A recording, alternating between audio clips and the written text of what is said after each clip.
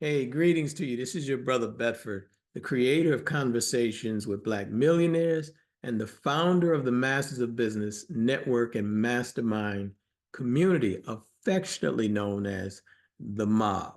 This is my network and mastermind community of ambitious and growth-minded entrepreneurs, which you are welcome to join at no charge. That link is somewhere below this video. Sometimes I forget that people who come to these newer videos, they don't know who I am. And so it's best to kind of remind people, that I'm the creator and author, best-selling author of Conversation with Black Millionaires. And we've created a whole bunch of digital projects. But one of the things that we do right now is the Mob, which is our network and mastermind community of ambitious and growth-minded entrepreneurs. And again, there's no charge to join the network. That link should be below this video, and then you'll be able to connect with me and find out more information about me. But what I wanted to do rather quickly in this video, about 5 years ago, I started recommending this book. It's called A Company of One: Why Staying Small is the Next Big Thing for Business. Now, I started recommending this book. It just come out about 5 years ago, but it was so in alignment with what I've been preaching and teaching for the past 15, 16 years about questioning, scaling, and growing, because I'd seen so many entrepreneurs get into the internet space and really just try to start their businesses, and their whole idea of scaling and growing, and then the look up they're out of business in a very short period of time because they didn't build their business properly. And this book, this philosophy gives you, it's a new paradigm shift from what you're used to hearing about hustling and scaling and grinding. This book focuses on staying small and questioning growth and scaling. Not that you don't grow, but the whole concept of scaling just for the sake of scaling. I know of several entrepreneurs. In fact, that's what sparked me to pull it out, is that I had a conversation with a couple of well-known entrepreneurs this past week, and they were telling me how they were pulling back the reins on their businesses from this continuous scaling and hustling and grinding and doing all of these things that was really wearing them out, wearing their families out, going through employees. It was just this machine, this beast that you have to keep feeding when you get caught up in that world of constantly scaling. And I need to be the next billion-dollar business, next trillion-dollar. I'm gonna be like Elon Musk.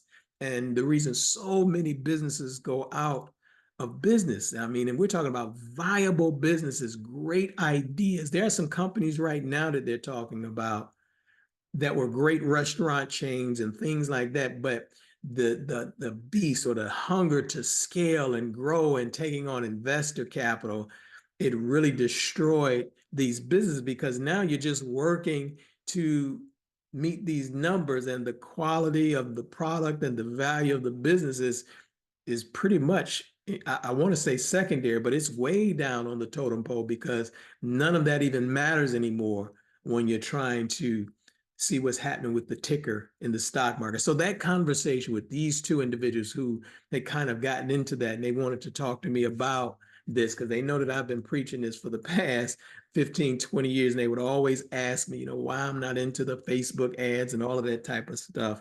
And I said, well, I kind of understand the principles of staying small. And I do believe that this is the next big thing. I know it for a fact. And here's the thing. This doesn't mean that you are building your business by yourself and that you're not growing, but it's a growth that you can control, and it's a growth that you measure, and you put all of the marketing and advertising numbers and specs and analytics, all of those things go through the filter of you staying small, and then it's up to you to choose how you want to grow. It's just a much better way to do it. So now you see a lot of entrepreneurs. First, you see a lot of businesses that are going out of business. You're like, why did they go out of business? It's a good business. Their businesses are built on this type of model. And a lot of entrepreneurs are pulling back from that. Now, the other side to that is that there are so many entrepreneurs who this is the language that they hear all the time. So they're entering into this space and they're entering into it with this whole idea of scaling and growing. And I need a gazillion customers, and I'm going to be the next Elon Musk and all of these things. And these are great ideas, great concepts, great people, but they're not giving themselves a chance to grow and develop a strong foundation because they have that other paradigm in mind and they don't have this in mind. So that's why I'm recommending this book. And this is going to be a month-long study. I think we're going to do a couple, probably lives or pop-ups just to discuss the principles in this book, because this is the time for you to take your ideas, your concepts, and even if you already have a business and you're running yourself ragged, this is the time to kind of look at it and say, do I need to kind of think about questioning scaling my business that way, questioning that type of growth.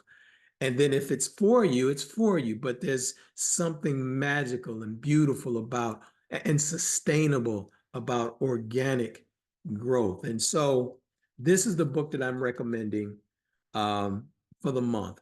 As I mentioned, the other side to that is that there are just some great ideas, great entrepreneurs or people who are either budding or they've been in it for a few years, and that paradigm that they've been functioning off of is really destroying their businesses. So I'm hoping that I'm pulling on your coattail, that if you're, if you're losing time, money, sleep, family, because you're in this feverish trap to, there's in this book they call it feeding the beast, right? So once you get on that train, you kind of have to feed that beast, and it's a never-ending cycle.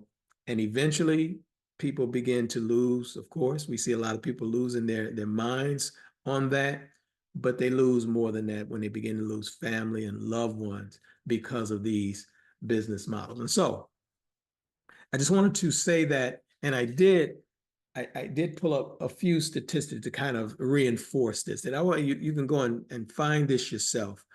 But if you're interested in building a business where you have your time, where you're not wasting money, where you have your sanity, and where you're working less but making more, then you want to really think about starting a company of one and building that way. And again, the subtitle is Why Staying Small is the Next Big Thing for Business. And I've been saying this for 15 years, and I decided to pull that book out. But let me just give you a few statistics to kind of drive home this point of why you should have a company of one, and you should build your company based upon these principles.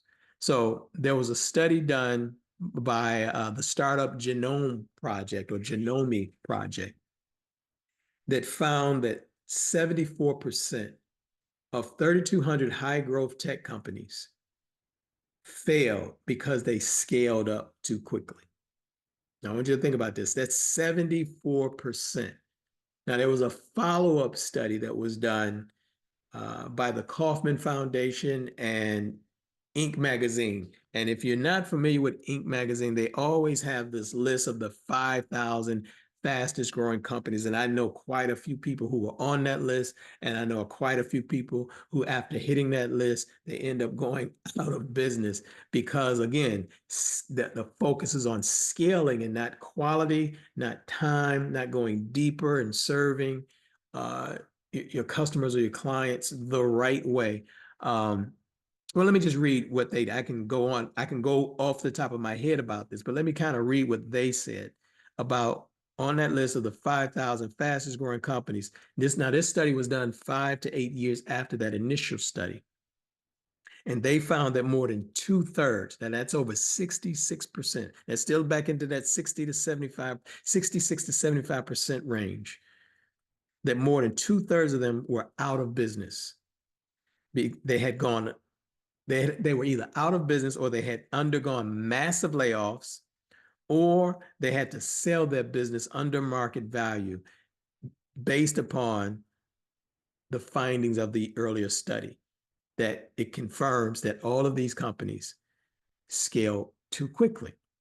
Now, of course, I said, well, let me do a little deeper. So I had to go to the AI, the Chat GPT, and just find out if there were any other studies conducted after these two initial studies. And of course, the Chat GPT told me, yes, there had been several studies and reports that further corroborate the findings of the Startup Genome Project and the Kauffman Foundation and Inc. 500 study regarding startup failures. And the reason behind these failures was rapid scaling. Everybody wanting to grow and they're scaling too fast. Again, taking on venture capital, all of these things, if you don't know what that means. So again, trying to scale, raising private capital without even making a profit first, right? Or you're spending money on advertising, mass marketing, mass markets you're trying to tap into, and you haven't really developed the business or built a firm foundation. So that's what we're talking about here. And that's really the noise that has been in the marketplace for the past 25, 30 years. And you see so many people getting into this, and then they put some pictures on Facebook and all of these different things. But then a couple of years later, you'll find that they're having these issues that we're talking about here. Now, the Chat GPT also mentioned that there was one comprehensive analysis by CB Insights that reviewed 473 startup failures after they had already went out of business and found that premature scaling remained the significant issue. It says many startups exhaust their resources on scaling before securing a stable market fit or solidifying their business models, leading to their downfall. There was an additional study or additional report in 2023, this was just last year, and it highlighted that 90% of startups fail.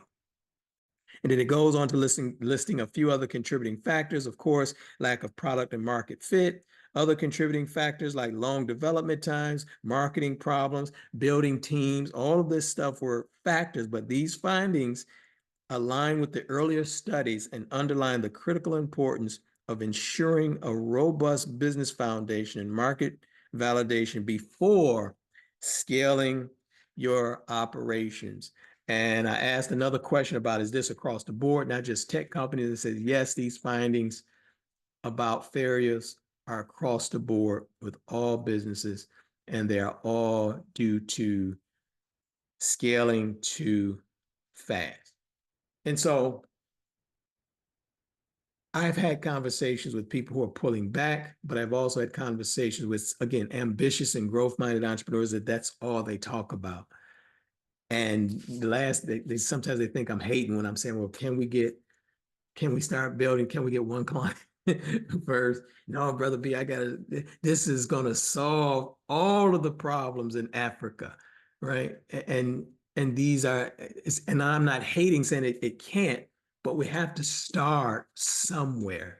And you'll know the proof of concept, the growth will be so organic, so natural, and so strong and so robust if it's done properly. You'll know when to begin to ask or go into hyper scaling mode, right?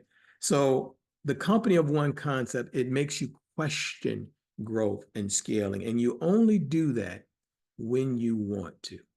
So I don't want this video to go too long. We'll unpack these things. Again, I just wanted to introduce the book and tell you that you should start a company of one, whether you're already in business, whether you're an entrepreneur. These principles apply. Get the book. Let's have a discussion about it and see if we can help some of us, not go bankrupt, not have to do mass layoffs, not have to, go into an extreme amount of debt because I got an idea or product or service. Is there a better way? And I'm saying there is a better way. So this is your brother Bedford. If you think this video is valuable, if you think other people need to get this book or they need to hear what I just said, share this, subscribe, like it, do whatever you do over here on the channel, and we'll keep coming out with this. And again, we're going to come back and do some lives on the principles in these books. I didn't want to unpack it here. I just wanted to kind of introduce it here, but now we'll kind of go into some of these concepts because I think it's probably the most important thing for those of us who are serious about this thing of entrepreneurship and building our companies, I think it's critically important that we start off on the right foot. I just don't think we have a lot of wiggle room to continue to make a lot of mistakes and lose money and lose family and do all of those things. We got to kind of zone in on the right way to do this thing or the best way to do this thing, and then we can move forward. So this is your brother Bedford, and I'll see you in the next video. Take care.